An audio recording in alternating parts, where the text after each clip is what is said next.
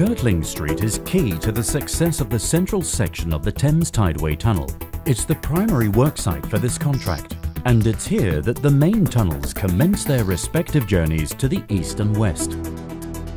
The site is also right at the very heart of the 9 Elms on the South Bank regeneration programme, currently the largest of its kind in Europe. The ferrovial Langer-Rourke joint venture understand the concerns and aspirations of the many stakeholders in the area, such as the new Riverlight residents, 9 Elms houseboats, the Battersea Power Station development, and Corrie Environmental, many of whom are already familiar with the JV, having recently been appointed principal contractor on London Underground's Northern Line extension, of which the main site lies just south of the Kirtling Street worksite. As principal contractor, they will be able to seamlessly coordinate site logistics and both vehicle and marine movements. This advantage also applies to the maritime consents required with working within the river foreshore, something that the JV have a lot of experience with, having extensively used the river as a delivery route during the construction of the London 2012 Olympics, and now the Northern Line extension.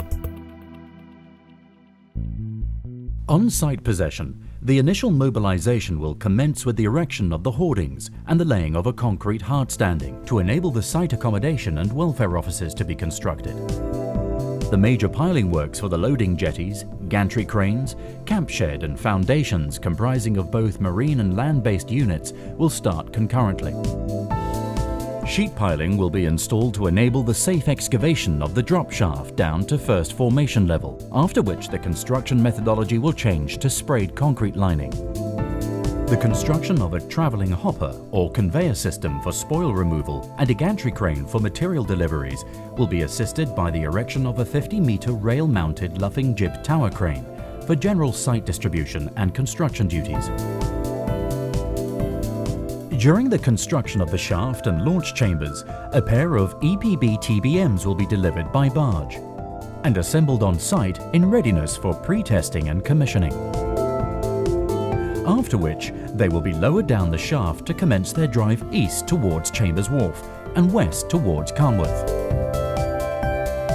During the main tunnelling stage of the works, a full-height enclosure will be built to minimise noise and dust pollution to the local community.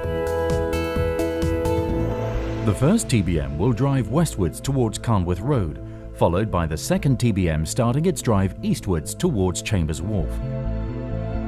An elevated conveyor, including a vertical section, will be used to bring the spoil from the TBM up to the spoil heap at ground level in the southern compound, prior to depositing it by travelling hopper or conveyor system onto the awaiting barges.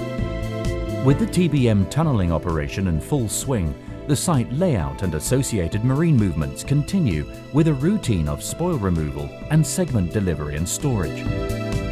In readiness for the construction of the concrete secondary lining, a batching plant and conveyor to the existing CEMEX jetty will be built. The shorter western section of the tunnel will be completed first, and the TBM parked just short of the receiving chamber at Carnworth Road. With the primary lining of this section of the tunnel completed, the secondary lining works can begin.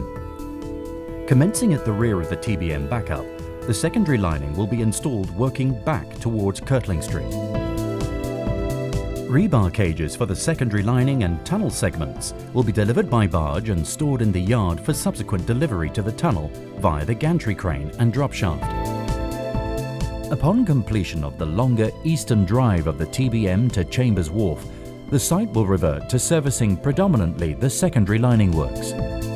With all the secondary lining works completed, the last major works will be the construction of the ventilation shaft. During this period, the noise enclosure will be dismantled and the site made ready for decommissioning, and finally site hoardings erected around the northern and southern compounds for future development. The JV will work with the Prince's Trust, local authorities, schools and colleges to bring new skills and employment opportunities across the lifetime of the project and long-term career opportunities for the local community. The ferrovial Langer-Rourke joint venture are committed to working collaboratively with ThamesTideway Tunnel and all Alliance participants on the adjoining contracts to create a cleaner, healthier River Thames and to make a real difference to London's livelihood. A legacy for future generations.